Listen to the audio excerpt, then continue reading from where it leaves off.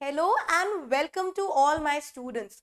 तो आज हम शुरू करने वाले हैं अपने genetics part 1 that is principles of inheritance and variation का NCERT back exercise discussion.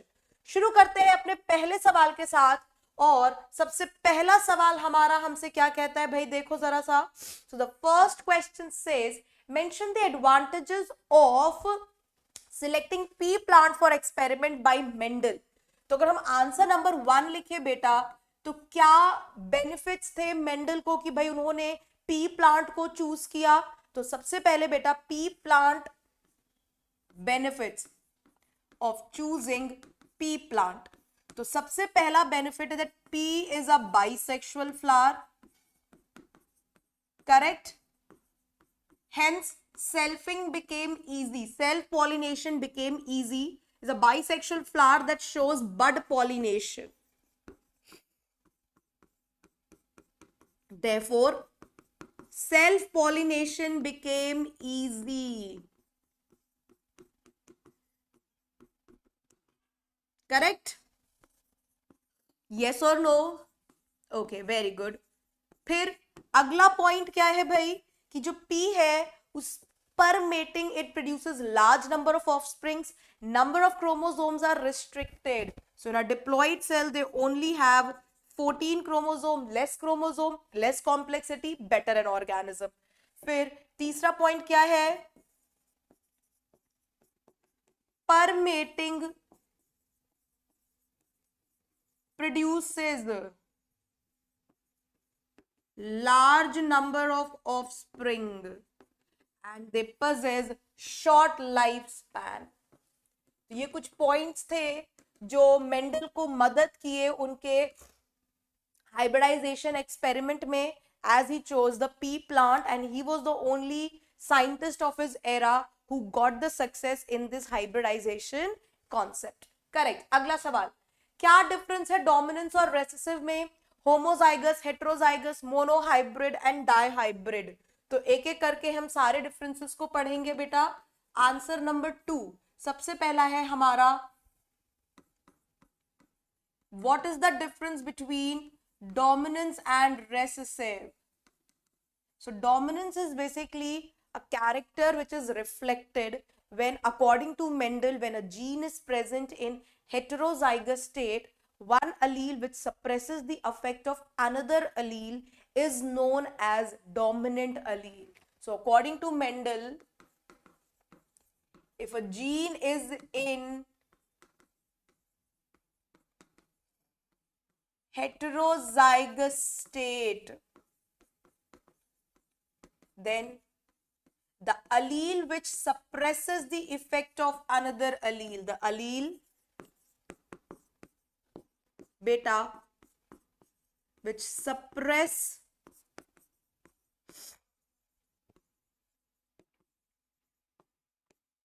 the effect of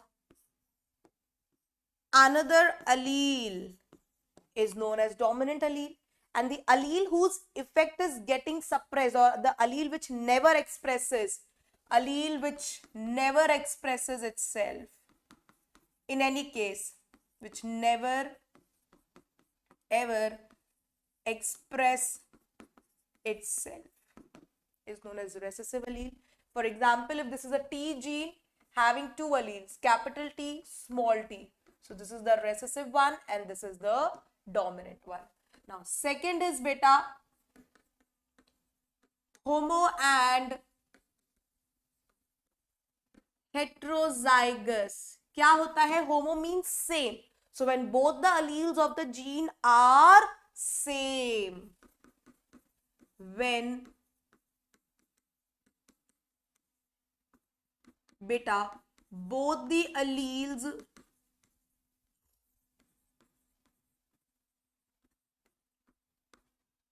of the gene are same, like for example this is homozygous, this is also homozygous, पर जब दोनों अलील different हो, एक dominant हो एक recessive हो, तो उसे हेटेरोजाइगस कहते हैं। So when both the alleles are different, simple as that. Hetero मतलब अलग अलग. Example, heterozygous state. Correct. Third is monohybrid and dihybrid. Now you have to state the difference between beta monohybrid. So monohybrid means when you study one character controlled by one gene at a time. So cross prepared by considering or by taking one character at a time. Di means two. तो जब हम दो character को एक साथ study करते हैं controlled by two different gene, तो उसे हम डाई हाइब्रिड क्रॉस कहते हैं.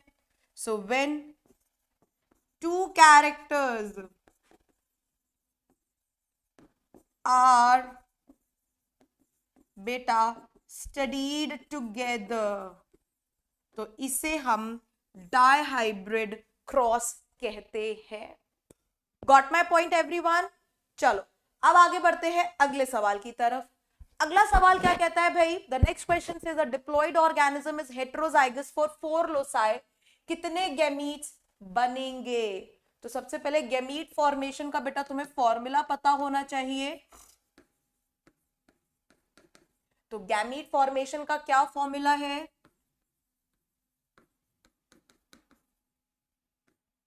टू की power n, where n is the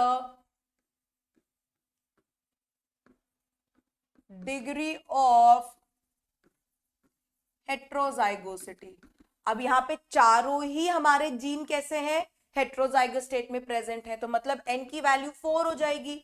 2 की पावर 4 मतलब 2 2 जा 4, 4 2 जा 8, 8 2 जा 16 गैमीट्स बनेंगे. मतलब करीब 16 गैमीट हम यहां पर बना सकते हैं. क्लियर? यस और no? Got my point everyone? चलो अब मूव करते हैं अगले सवाल की तरफ. तो अगला सवाल है explain the law of dominance using a monohybrid cross. तो बहुत आसान सवाल है भाई, फटाफट से देखो. आपको मोनोहाइब्रिड क्रॉस को बनाना है और वहां पे आपको लॉ ऑफ डोमिनेंस को एक्सप्लेन करना है. तो हम अगर मोनोहाइब्रिड क्रॉस बना रहे हैं तो यहाँ पे मैंने जीन कंसिडर किया है T, that is controlling the height of the plant. तो सबसे पहले स्टेप में होता है बेटा चूज द पेरेंट. और पेरेंट हमेशा ही हम क्रॉस जब भी शुरू करेंगे प्योर लाइन पेरेंट के साथ ही करेंगे. Choose the pure line parent. ठीक. तो अब एक तो मेरा हो गया होमोजाइगस डोमिनेंट, फिर हो गया होमोजाइगस रेसेसिव. अब अगले स्टेप में क्रॉसिंग कराएंगे तो पहले गैमीट्स बनाएंगे. तो इससे एक ही टाइप का गैमीट आएगा बिकॉज इट्स होमोजाइगस कंडीशन. फिर गैमीट बनाने के बाद फर्टिलाइजेशन होगा एंड जाइगोट बनेगा which will later develop as F1 generation offspring. और यहां पर क्या होगा? All offspring will appear toll.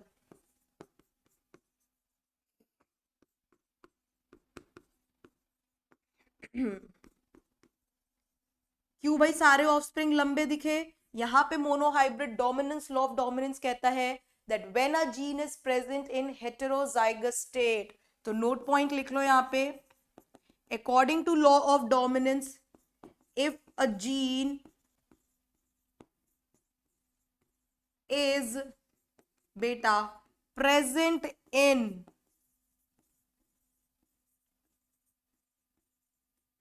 Heterozygous state, अगर कोई भी जीन हेटेरोजाइगस स्टेट में है तो उस केस में क्या होगा?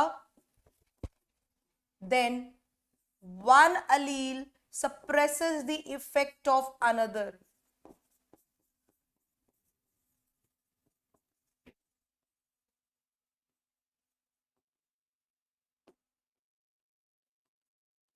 अब अगले स्टेप में बेटा मेंडल ने क्रॉसिंग करवाई, सॉरी सेल्फिंग करवाई. तो अब सबसे पहले हम गैमीट्स बनाएंगे. यहां से 2 गैमीट आएंगे, right?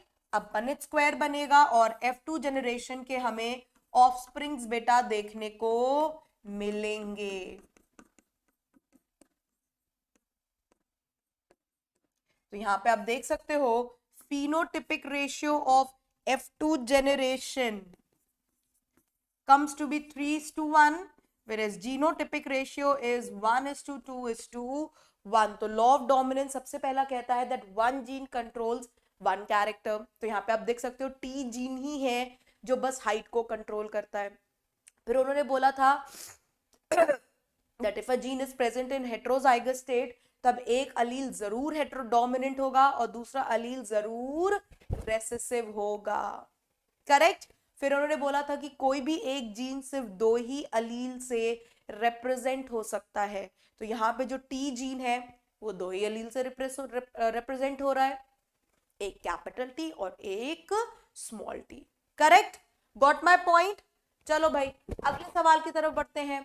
Define and design a test cross. तो बेटा टेस्ट क्रॉस क्या होता है? टेस्ट क्रॉस का बेटा मतलब होता है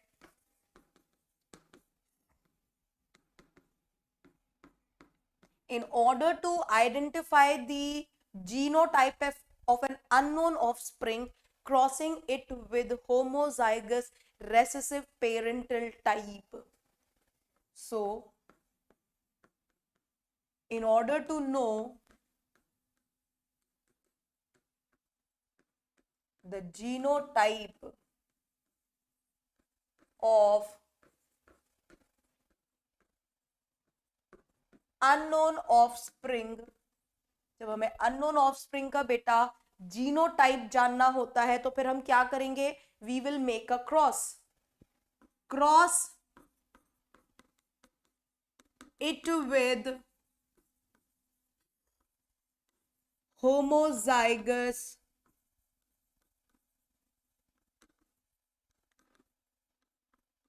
रेसेसिव टाइप।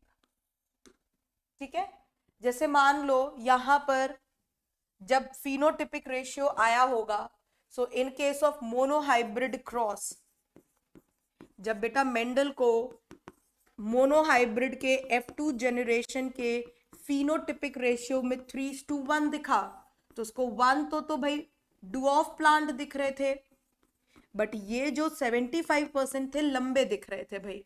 अब लंबे में दो जीनोटाइप पॉसिबल है, होमोजाइगस डोमिनेंट या हेटेरोजाइगस डोमिनेंट। तो इसको जानने के लिए इन 75 ऑफस्प्रिंग्स का जीनोटाइप जानने के लिए यहां पर बेटा मेंडल ने टेस्ट क्रॉस किया।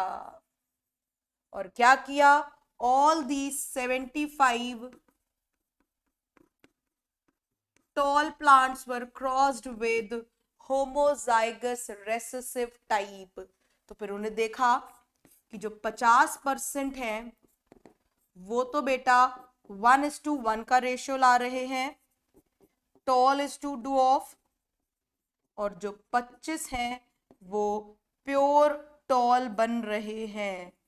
So that means these 25 are homozygous dominant and these 50 are heterozygous dominant।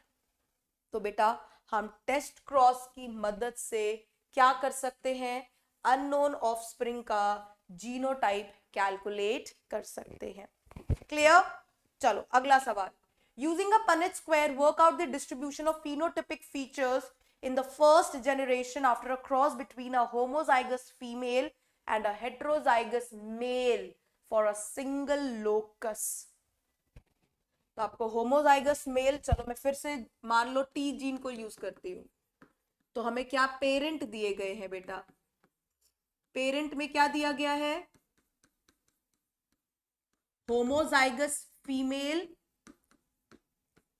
1 locus के लिए है, तो मतलब एक ही जीन की बात हो रही है, कहीं ना कहीं मोनोहाइब्रिड क्रॉस की ही बात कर रहे हैं। और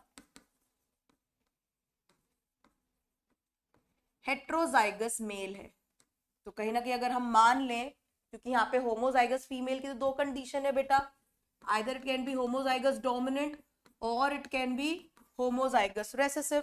पर क्या देखो कहीं भी क्वेश्चन में कुछ भी मेंशन्ड है Fino first filial after a cross between? नहीं, कुछ भी मेंशन नहीं है। बस हमें F1 जनरेशन का रिजल्ट बताना है। तो हम दो केस बना सकते हैं। If female is this homozygous dominant and heterozygous में तो कोई कंफ्यूजन है ही नहीं भाई। अगर ये सिचुएशन है मेल की तो सारे के सारे F1 जनरेशन के ऑफस्प्रिंग कैसे आएंगे? ये तो बेटा एक ही गैमीट देगा,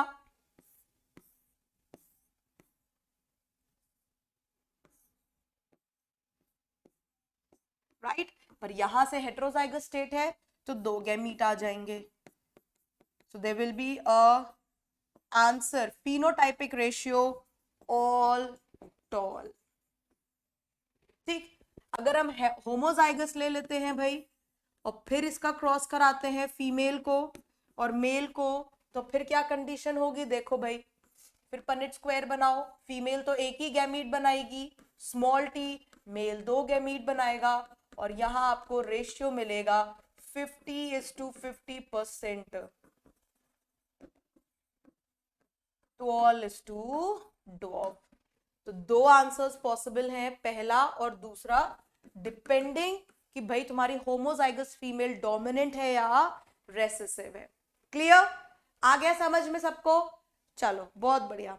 अब आगे चलते हैं अगले सवाल की तरफ। The next question says when a cross is made between toll plant with yellow seed, तो आप सबसे पहले क्रॉस किसके बीच में बना रहे हो? कंडीशन दे रखी है, हेट्रोजाइगस कंडीशन है, tall yellow and a tall plant with green seed. ठीक है, what proportions of phenotype can be expected in their offspring? तो यहां बेटा देखो 2 की पावर n, दोनों जीन हेट्रोजाइगस स्टेट में है। यहां तो 4 गैमीट बनेंगे पर यहां पे सिर्फ 2 ही गैमीट बनेंगे। अब फटाफट से वो गैमीट कौन से होंगे और फिर उनका पनेट स्क्वायर बना लेते हैं। तो सबसे पहले गैमीट्स बना रहे हैं, पहला गैमीट, दूसरा गैमीट, तीसरा और चौथा, इसके ये 4 गैमीट हो गए। यहां पे बेटा जो हमें 2 गैमीट्स मिलेंगे वो होगा 1 2, करेक्ट? अब जरा हम बनाते हैं इसका Punnett square to calculate the answer. तो 8 जाइगोटिक कॉम्बिनेशंस आएंगे हमारे पास बेटा, राइट? 1 2, यहां पे क्या क्या है? 1 2 3, एक और डब्बा है भाई 4। चलो भाई बॉक्स को भरो फटाफट से अब सारे बच्चे।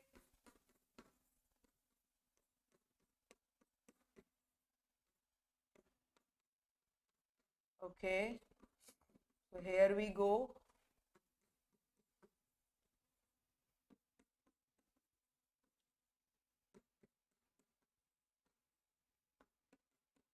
अब देखो भाई तुम्हें क्या निकालना है कि toll and green, toll and green कितने आए? गिनो भाई।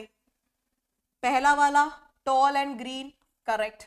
दूसरा वाला टॉल एंड ग्रीन, करेक्ट। तीसरा वाला sorry toll and green, toll and green का मतलब होता है कि T should be in dominant state and Y should be in recessive state. तो सॉरी पहला वाला टॉल एंड येलो है, दूसरा वाला भी बेटा टॉल एंड येलो है, ठीक है?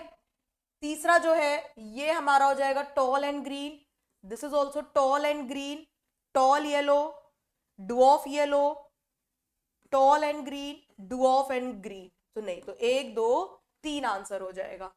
तो इसका आंसर हो जाएगा 3। और बी का क्या होगा बेटा? डुऑफ एंड ग्रीन ढूंढने अब तुम्हें। तो पहला टॉल येलो ना, टॉल येलो नो, टॉल नहीं, डुऑफ एंड ग्रीन तो बेटा बस एक ही बन रहा है, बाकी कहीं पर भी ये सिचुएशन नहीं है। सो 3 और 1 आंसर हो जाएगा with the help of this Punnett square. चलो अगला सवाल। 2 heterozygous parents are crossed. If the 2 loci are linked, what would be the distribution of phenotypic features in F1 generation for a dihybrid cross? अब देखो यहाँ पे linkage का सवाल आ गया है। क्वेश्चन हमें क्या कहता है कि हमारे पास 2 हेट्रोजाइगस जीन है, ठीक है, मे बी X और Y हेट्रोजाइगस स्टेट में प्रेजेंट हैं और दोनों आपस में अगर लिंक्ड है तो what would be the distribution of phenotypic features in the F1 generation for this dihybrid cross? अब अगर लिंकेज हो जाएगी तो क्या उसी रेशियो में ही आपको F1 जनरेशन, देखो भाई करते हैं, आओ शुरू करो। तो मान लो मैंने दो जीन ले लिए which are linked on so and so chromosome are A and B, दोनों हेट्रोजाइगस स्टेट में प्रेजेंट हैं।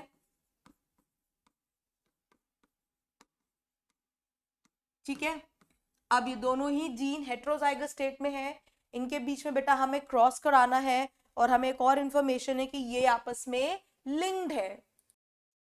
तो अब देखो, जब यहाँ पर बेटा बोला गया है हमें कि यहाँ पर दोनों ही जीन आपस में लिंक्ड है, करेक्ट, तो लिंकेज की वजह से पेरेंटल कॉम्बिनेशंस के गैमीट बनने की प्रोबेबिलिटी ज्यादा हो जाती है as compared to recombinant type of gametes की। तो यहाँ पे अगर हमारे पास हेट्रोजाइगस कंडीशन है तो कहीं ना कहीं हमारे दोनों ही जो जीन्स हैं वो किस तरीके से प्रेजेंट है, करेक्ट, यस और नो। अब क्योंकि ये दोनों ही हमारे जीन हेट्रोजाइगस स्टेट में प्रेजेंट है और प्रेजेंट होने की वजह से यहाँ पे चांसेस ज्यादा है कि भाई पेरेंटल गैमीट्स ही ज्यादा बनेंगे as compared to recombinant type. तो पेरेंटल हो जाएगा A B and small small B. तो ये जो एक्सचेंज ओवर वाले जो गैमीट्स हैं बेटा, इनकी बनने की प्रोबेबिलिटी बेहद कम हो जाएगी और ये वाले गैमीट्स ज्यादा बनेंगे। तो probability of having offsprings A B B will increase as compared to other gamete other zygotic combination. क्योंकि यहाँ पर क्या एग्जिबिट कर रहा है, यहाँ पर बेटा एग्जिबिट हो रहा है आपका लिंकेज। लिंकेज की वजह से चांसेस ऑफ क्रॉसिंग ओवर घट जाएगी क्योंकि ये वाले गैमीट्स कम बनेंगे, ये वाले ज्यादा बनेंगे, तो offsprings will be of more this type. Correct, got my point everyone. चलो तो अब हम अगले सवाल की तरफ चलते हैं and the next question says briefly mention the contribution of Morgan in genetics. बेटा Morgan is known as father of experimental genetics. इनको फादर ऑफ एक्सपेरिमेंटल जेनेटिक्स कहा जाता है। इन्होंने सटन बोवेरी की क्रोमोसोमल थ्योरी ऑफ इनहेरिटेंस का भी proof दिया था और इन्होंने कॉइन द टर्म लिंकेज किया था। इन्होंने हमें लिंकेज के बारे में बेटा बताया था, coined the term linkage plus also gave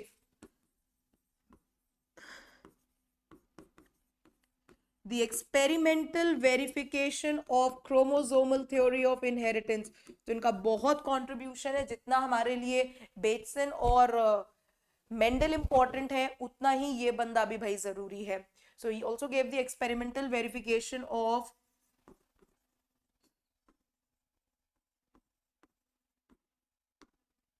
chromosomal theory of inheritance। ठीक है भाई, तो he is very very important, he is just like genetics, he is just like Mendel and Bateson. Next question, what is pedigree analysis, suggest how much analysis, how such an analysis can be useful. तो बेटा pedigree analysis क्या होता है? Pedigree analysis का बेटा मतलब होता है कि आप अपनी फैमिली हिस्ट्री, फैमिली ट्री को पढ़ रहे हो इन ऑर्डर टू ट्रेस सम और द अदर मेंडेलियन डिसऑर्डर। अब अगर तुम्हें पता होगा कि भाई तुम्हारी फैमिली ट्री में कलर ब्लाइंडनेस है और तुमको अगर सपोज कलर ब्लाइंडनेस, तो यू कैन ट्रेस ना the pathway from where that disease is coming. और अब अगर तुम्हें पता होगा, so you can consult a doctor, you can consult a geneticist and can make sure that your child is not suffering from the same disorder। तो pedigree analysis का बेटा simply मतलब होता है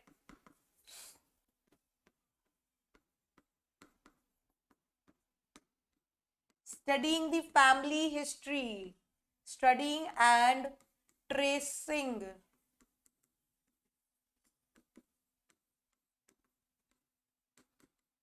studying and tracing the family history in order to detect Mendelian disorders. In order to detect gene related, means in short Mendelian disorders. अब अगर ऐसा होगा, so it is useful to the parents who are expecting their child, it's useful to identify that from where you have developed the disease. So basically it is useful for couples to analyze the probability of their child having the disorder, analyze the probability beta of their child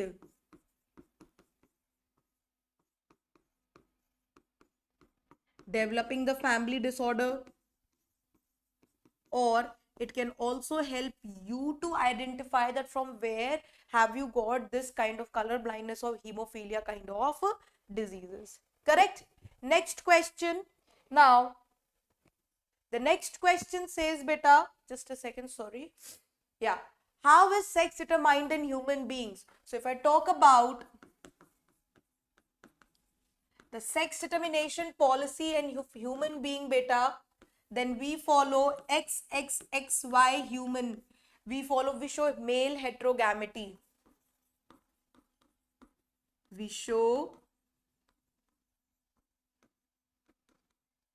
male heterogamity, where females are producing same type of chromosome, but males are producing two types of sex chromosome. So males are somewhat responsible for determining the type of the sex produced in the new offspring. Correct? Next question. A child has blood group O. If the father has blood group A and mother has B, work out the genotypes of the parents and the possible genotype of their offspring. तो देखो बेटा, father का blood group क्या बताया? ए. Mother का क्या बताया? B. और उनके एक ऑफस्प्रिंग का क्या बताया? ओ. ओ आने का मतलब है कि ये दोनों ही पेरेंट अपने हेट्रोजाइगस स्टेट में मौजूद हैं. So that means father and mother, the blood group is this. अब जब इसका क्रॉस कराएंगे तो क्या क्या प्रोबेबिलिटी बनती है? 1, 2, 3 and 4. तो 25% O बना सकते हैं, 25% B बना सकते हैं, 25% A ब्लड ग्रुप बना सकते हैं, and 25% can have both AB blood group. Correct? Yes or no? Got my point everyone? चलो, तो अब आगे चलते हैं अगले क्वेश्चन की तरफ. The next question says, explain the following term: codominance and incomplete dominance. तो बेटा, codominance का क्या मतलब होता है? As you have seen in case of AB blood group, where if a gene is present in heterozygous state, but both the alleles are expressing. So if both the alleles equally express themselves in a heterozygous state. Clear? जबकि incomplete dominance होता है कि दोनों ही gene एक दूसरे को पूरी तरीके से, दोनों ही अलील. So when in heterozygous, suppose there's a gene A, if it is present in heterozygous state, then कोई भी पूरी तरीके से दूसरे पे डोमिनेंट या रेसेसिव नहीं है. So when an allele in heterozygous state is not completely dominant over other, तो इसे बेटा हम इनकम्प्लीट डोमिनेंस कहते हैं. करेक्ट। अगला सवाल है what is point mutation and give an example. Point mutation का सबसे अच्छा बेटा एग्जांपल है सिकल सेल एनीमिया। क्या होता है point mutation? Change in a single base pair of a gene. It's basically पूरा एक जीन है, कई सारे न्यूक्लियोटाइड का बना हुआ है, अगर कोई एक न्यूक्लियोटाइड चेंज हो जाता है, so that causes change in the nature of protein synthesis causing mutation. So change in a beta single nucleotide of a gene. So this is called as point mutation. अगला सवाल, who had proposed the chromosomal theory? तो बेटा propose तो किया था Sutton and Boveri ने, पर अगर सवाल आता है हाउ एवर, इसका अभी मैंने आपको बताया एक्सपेरिमेंटल वेरिफिकेशन मॉर्गन ने किया था। How ever experimental verification was given by Morgan. ठीक है, क्लियर। अगला सवाल, mention any two autosomal disorders with their symptoms. तो अब बेटा आपको यहां पे ये आंसर नंबर 15 हो जाएगा। आंसर नंबर 16 में आपको बेटा ऑटोसोमल डिसऑर्डर्स मेंशन करने हैं। तो ऑटोसोमल में एक तो मुझे सिकल सेल एनीमिया याद आ रहा है और दूसरा थैलेसेमिया। ये दोनों ही ऑटोसोमल रेसेसिव डिसऑर्डर है। सिकल सेल एनीमिया में क्या होता है? The RBC shape changes to sickle shape, जिसकी वजह से ये प्रॉपरली ऑक्सीजन कैरी नहीं कर पाती है और बंदा एनीमिक हो जाता है। थैलेसेमिया में बंदा एनीमिक हो जाता है, but the sickle cell anaemia it's a qualitative anaemia, जबकि थैलेसेमिया क्वांटिटेटिव एनीमिया है जहां पर आरबीसी का काउंट गिर जाएगा। So the number of RBC falls, यहां पर आरबीसी का शेप चेंज हो रहा है जिसकी वजह से वो ऑक्सीजन नहीं कैरी कर पा रहे हैं, पर थैलेसेमिया में number of RBC declines. As a result, जिसकी वजह से बेटा ऑक्सीजन कैरिंग कैपेसिटी में कमी आती है and the human being becomes anaemic. Correct? Yes or no? So I hope you all have understood all the simple, very easy questions from the chapter Genetics 1. If yes, then thank you for watching me. See you in the next lecture. Till then, bye-bye everyone. Take care.